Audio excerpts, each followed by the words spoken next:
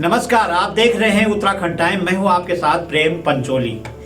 बीते दिनों कुछ युवाओं ने नासमझी में आकर भाजपा के प्रदेश अध्यक्ष महेंद्र भट्ट के पुतले को पटाखे के साथ उड़ा दिया, तो इस पर बड़ा हल्ला हो रहा है।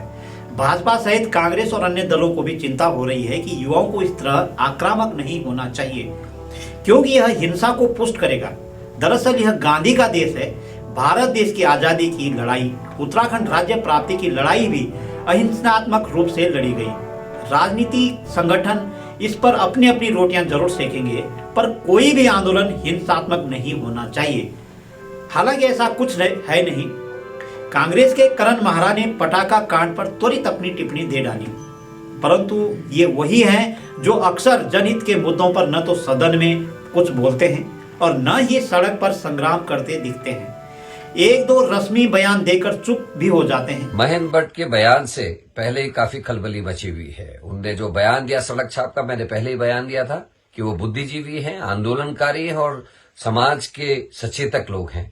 उनके लिए इस तरीके की शब्दावली सहज नहीं होगी। और लेकिन आज जिस तरीके का एक वीडियो आया है जिसमें महेंद्र भट्ट के एक पुतले को बम से उड़ाते हुए दिखाया गया और उसमें कुछ टिप्पणियां भी आई कि आगे सच में भी इस तरीके की चीजें देखने को मिलेंगी, निश्चित ही ये चिंता में डालने वाला है। नक्सलवादी क्षेत्रों में इस तरीके की बातें आती थी, लेकिन उत्तराखंड की शांत वादियों में इस तरीके की घटनाओं के लिए कोई स्थान नहीं है। मैं आप सबसे निवेदन करना चाहता हूं, और कांग्रेस भी इसमें प्रतिभाग करेगी, पुतले जलाएं, जनता के बीच में जाके आप मीटिंगें करें, विरोध करें, जन आंदोलन करें, लेकिन हिंसा का कोई स्थान नहीं होना चाहिए। हम सब लोग अहिंसा को मानने वाले लोग हैं।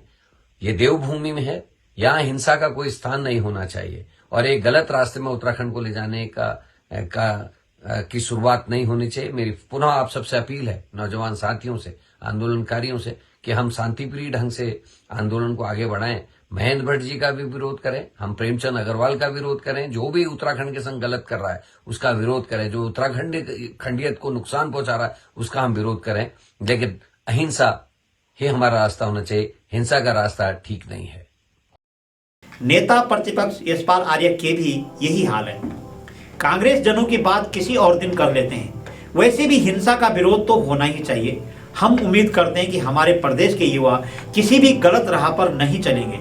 यह कह सकते हैं कि बीते दिनों जो पटाखा कांड हुआ वह संभवतः अनजाने में ही हुआ होगा। सवाल इस बात का है कि कुछ पत्रकार इस पटाखा कांड पर भी बड़ी बड़ी बातें सोशल मीडिया पर जरूर लिख रहे हैं, पर भ्रष्ट नेताओं के रातों रात करोड़पति अरबपति बनने के मुद्दे इनकी कलम की स्याही सूख जाती है। माना कि बच्चे नादान थे, गलती कर बैठे, पर महेंद्र भट्ट और प्रेमचंद अग्रवाल क्या नादान हैं? गलती होने पर जनता से माफी मांगने में क्या जाता है? ये वो जनता है कि जिसने नेताओं को सिर पर बिठाया है। प्रेमचंद अग्रवाल को पहाड़ियों ने 4 बार विधायक बनाया, गलती पर माफी मांगने में क्या जाता है? नहीं मांगी।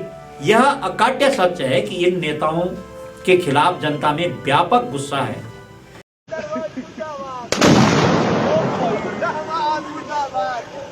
पटाखे का पूरा लाइव संस्करण जो है पूरे प्रदेश। जब बात उठी है तो यह बात कहीं दूर तक जाएगी, अर्थात प्रदेश में हालात क्या है इस पर भी बात होनी चाहिए। राज्य के प्रति व्यक्ति आय 2,75,000 हो गई है, यह सरकारी आंकड़े बताते हैं। इसी के निमित्त अब सरकार महिलाओं को लखपति दीदी बना रही है।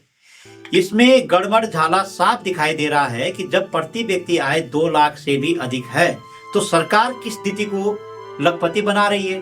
सरकारी आंकड़े यह भी बताता है कि प्रदेश में बेरोजगारी की दर कम हो रही है, जबकि हकीकत की जमीन कुछ और है। सेवा योजना कार्यालय में ही 9 लाख से अधिक युवा बेरोजगार रजिस्टर्ड है।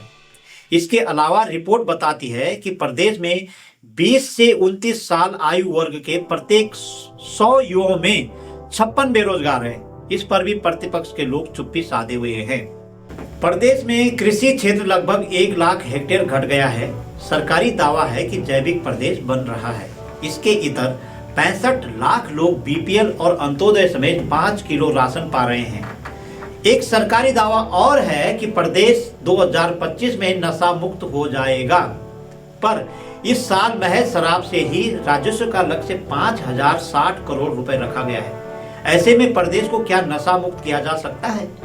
प्रदेश में विकास के नाम पर सड़कों का जाल जरूर बिछाया गया, लेकिन इन सड़कों के मार्फत नशा भी गांव-गांव पहुंच गया।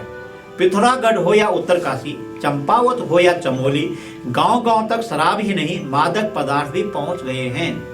इस महक चरस के साथ ही इंजेक्टेड ड्रग्स भी यहां पहुंच गए हैं। इधर नेताओं के बच्चे 2018 में उपनल में गलत तरीके से नौकरी हासिल करते हैं और 2025 में रिजॉर्ट बनाने के लिए संरक्षित पेड़ काटने में पुलिस केस कर बैठते हैं।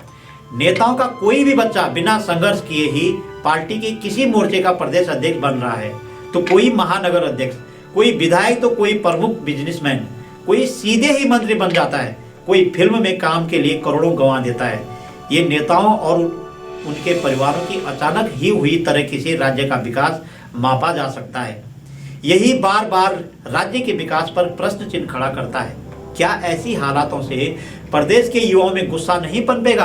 कम से कम युवाओं के गुस्से को कम करने के लिए सरकार को तो जिम्मेदारी लेनी ही होगी।